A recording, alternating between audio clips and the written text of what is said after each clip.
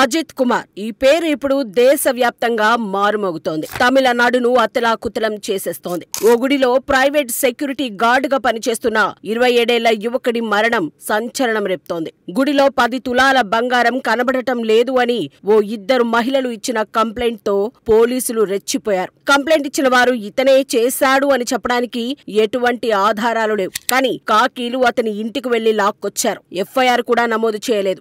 దొంగతనం చేశాడేమో అన్న అనుమానంతో అతడిని చిత్రహింసలకు గురిచేశారు. స్టేషన్ కు తీసుకెళ్లకుండా నోట్లో కారం పొడి కుక్కి కొట్టి చంపారు. 44 చోట్ల చెప్పుకోలేని దగ్గర తీవ్రమైన గాయాలయ్యాయి. నా కొడుకు ఎక్కడా, ఇంటికి వస్తాడా అని ప్రశ్నిస్తున్న అజిత్ తల్లికి సమాధానం ఏం చెప్పాలి? దళపతి విజయ్ ఆ తల్లిని ఓదార్చినా పోయిన కొడుకును తీసుకురాగలమా? స్టేట్ సీఎం స్టాలిన్ స్వయంగా అజిత్ తల్లికి ఫోన్ చేసి అమ్మా నన్ను దయచేసి క్షమించండి అని బ్రతిమలాడుతున్నారు. ఎందుకంటే పోయింది ఒక ప్రాణం, అది మళ్ళీ రాదు అని ఆయనకు కూడా తెలుసు కాబట్టి. హలో,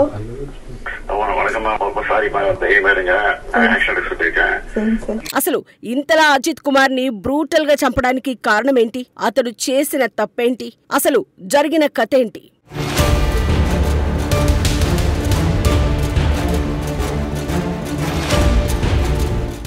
తమిళనాడులోని శివగంగై జిల్లా తిరుప్పవనం సమీపంలో మడపురం భద్రకాళియమ్మన్ అనే గుడి ఉంది. ఆ గుడికి ఓ సాధారణ సెక్యూరిటీ గార్డ్ గా ఈ 27 ఏళ్ల అజిత్ కుమార్ పనిచేస్తున్నాడు. అజిత్ 10వ తరగతి వరకు చదువుకున్నాడు. అజిత్ కు ఓ అన్నయ్య ఉన్నాడు. అతని తల్లి ఓ పిండిమరలో పనిచేస్తూ ఉంటుంది. రోజులాగే జూన్ 27న గుడికి ఓ కారు వచ్చింది. ఆ కారులో తల్లి కూతుర్లు ఇద్దరున్నారు. కారును కొంచెం పార్క్ చేస్తారా అని అజిత్ ను వారడిగారు. అయితే ఇది అజిత్ డ్యూటీ కాదు, తనకు డ్రైవింగ్ కూడా రాదు. కానీ మహిళలు అన్న సాఫ్ట్ కార్నర్ తో కాదనలేక తన ఫ్రెండ్ కి కాల్ చేసి పిలిపించి మరీ కారును ఓ చోట పార్క్ చేయించాడు. ఆ తర్వాత ఆ ఇద్దరిని దగ్గరుండి దర్శనం చేయించి బయటకు తీసుకువచ్చి కారును హ్యాండ్ ఓవర్ చేశాడు. ఈ సీన్ అంతా కేవలం 30 నిమిషాల పాటు జరిగిన విషయం. ఆ తర్వాత ఆ తల్లి కూతుర్లు ఇద్దరు కార్ స్టార్ట్ చేసి వాళ్ళ ఇంటికి బయలుదేరారు.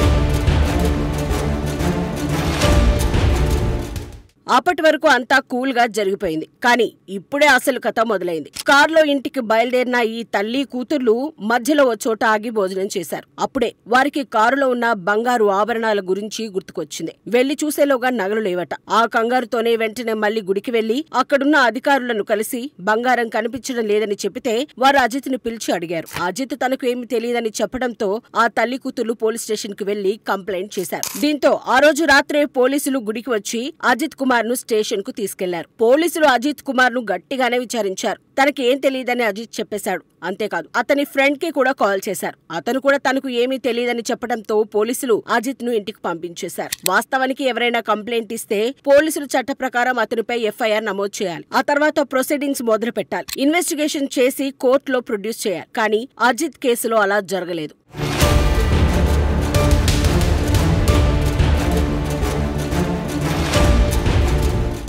ఆ మరుసటి రోజు పోలీసులు సివిల్ డ్రెస్ లో అజిత్ ఇంటికెళ్లారు. అజిత్ తో పాటు ఈ కేసుతో అసలు ఎలాంటి సంబంధం లేని అజిత్ అన్నను కూడా బయటకు లాక్కొచ్చారు. నిజం బయటికి చెప్తావా చస్తావా అంటూ పోలీసులు అజిత్ ను చిత్రహింసలకు గురిచేశారు. నేనే ఆ నగలను కొట్టేశాను అని అజిత్ చెప్పే వరకు అతడిని దారుణంగా చిత్రవద చేశారు. ఎందుకంటే వారికి ఓ ఆన్సర్ కావాలి. కారణం, ఓ పెద్ద ఫ్యామిలీకి చెందిన లేడీస్ కంప్లైంట్ ఇచ్చారు. కారులో బంగారం ఉంది. ఆ కారును అజిత్ తన ఫ్రెండ్ తో పార్క్ చేయించారు. సో అజితే ఆ బంగారాన్ని దొంగిలించి ఉంటాడని పోలీసులు ఫిక్స్ అయ్యారు. అజిత్ ను పోలీసులు కొట్టిన తీరు అత్యంత బాధాకరం. అతడి పోస్ట్ మార్టం నివేదికలో సంచలన విషయాలు వెలుగులోకి వచ్చాయి. అజిత్ శరీరంపై 44 లోతైన గాయాలున్నట్లు వైద్యులు నిర్ధారించారు. పోస్ట్ మార్టం రిపోర్ట్ ఆధారంగా అతడు కస్టడీలో ఉన్నప్పుడే చిత్రహింసలకు గురైనట్లు తెలుస్తోంది. హార్ట్, లంగ్స్ వంటి ఇంటర్నల్ పార్ట్స్ లో తీవ్ర రక్తస్రావమైంది. చెవి నుంచి కూడా రక్తం వచ్చినట్లు రిపోర్టులు చెప్తున్నాయి. కర్రలు, లాఠీలు, రాడ్లు వంటి వాటిని ఉపయోగించడం వల్లే ఈ గాయాలైనట్లు నివేదికలో స్పష్టమైంది.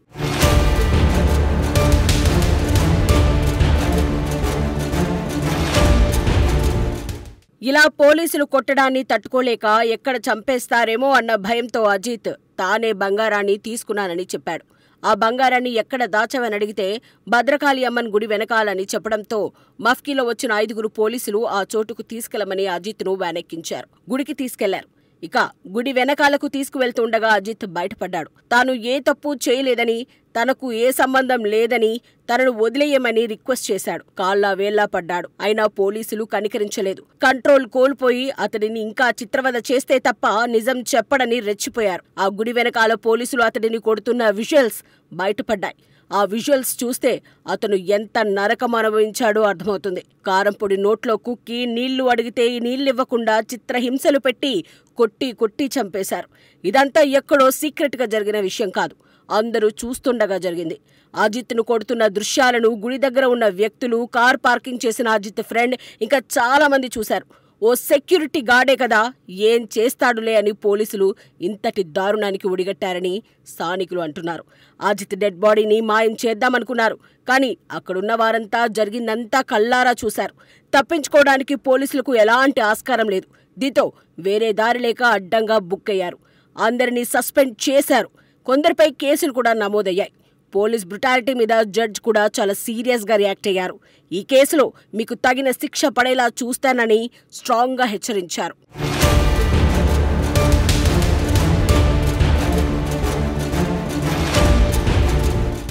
పోలీస్ డిపార్ట్మెంట్లో ఉన్న వారంతా ఇలాంటి వారే అని చెప్పడం లేదు. ఇందులో ఉండే ఇలాంటి కొంతమంది వాళ్ళ వల్ల డిపార్ట్మెంట్ మొత్తానికి చెడ్డ పేరు వస్తోంది.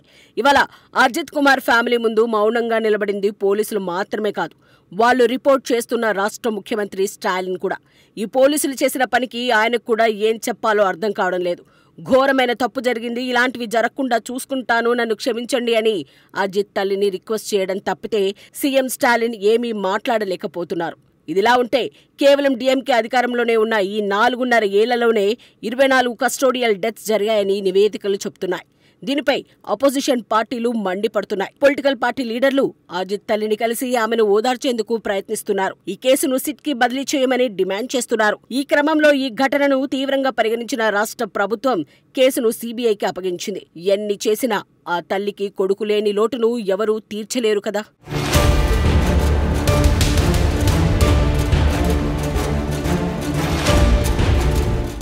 ఇదిలా ఉంటే ఏ 10 తులాల బంగారం కోసమైతే అజిత్ కుమార్ ప్రాణాన్ని తీశారో ఆ బంగారం ఎక్కడా? ఆ కంప్లైంట్ ఇచ్చిన వారెక్కడా? బంగారం దొరికిందా? దొరికినా గుట్టు చప్పుడు కాకుండా దాన్ని కూడా దాచేశారా? ఇప్పుడు ఇవే ప్రశ్నలు సోషల్ మీడియాను షేక్ చేస్తున్నాయి. వాస్తవానికి ఎటువంటి కేసులో అయినా సరే ఆర్టికల్ 21 ప్రకారం ఒక ప్రాణాన్ని తీసే హక్కు ఎవ్వరికీ లేదు. ఏ కేసులో అయినా లీగల్ గానే ప్రొసీడ్ అవ్వాలి. అందుకే లీగల్ ప్రొసీడింగ్స్ ఫాలో కాకపోవడం వల్లే ఆ 5 పోలీసులపై కేసులు నమోదయ్యాయి. కేవలం 7 లక్షల రూపాయల బంగారం కోసం ఇవాళ అజిత్ నిండు ప్రాణం బలైంది. ఈ మొత్తం కేసులో పోలీసుల తీరుపై ఎన్నో డౌట్స్ వ్యక్తమవుతున్నాయి. అసలు ఎఫ్ఐఆర్ నమోదు చేయనప్పుడు అజిత్ కుమార్ను ఎందుకు విచారించారు? ఎవరు విచారించమన్నారు? అజిత్ శరీరంపై జరిగిన 44 గాయాలకు ఎవరు సమాధానం చెప్తారు? అంత బలంగా అతడిని కొట్టమని ఎవరైనా ఒత్తిడి చేశారా? చేస్తే వారెవరు? ఏ కేసులో అయినా విచారణ పోలీస్ స్టేషన్లోనే జరగాలి. కానీ ఆవులు గేదెలు ఉండే షెడ్డులో ఎందుకు పశువులా అజిత్ను కొట్టారు? ఒకవేళ అజిత్ నిజంగానే దొంగతనం చేసి ఉంటే ఆ బంగారం ఎక్కడా? ఆ కంప్లైంట్ ఇచ్చిన వారెవరు? ఎక్కడున్నారు? ఈ టోటల్ ఎపిసోడ్లో పూర్తి బాధ్యత వహించాల్సింది సీఎం స్టాలినే అని గట్టి వాదనలు వినిపిస్తున్నాయి తమిళనాడులో. సీఎం కుమారుడు ఉదయనిధి స్టాలిన్ రాష్ట్రంలో సనాతన ధర్మాన్ని తుడిపేస్తామని గట్టి స్టేట్మెంట్స్ ఇస్తున్నారు. నిజానికి రాష్ట్రంలో ఫస్ట్ పోలీసుల బ్రుటాలిటీ లేకుండా చూడండి అంటూ ప్రజలు డిమాండ్ చేస్తున్నారు. హ్యాష్ట్యాగులతో జస్టిస్ ఫర్ అజిత్ కుమార్ అని తమిళనాడు రాష్ట్ర ప్రజలు సోషల్ మీడియాలో ఓ ఉద్యమాన్ని చేస్తున్నారు.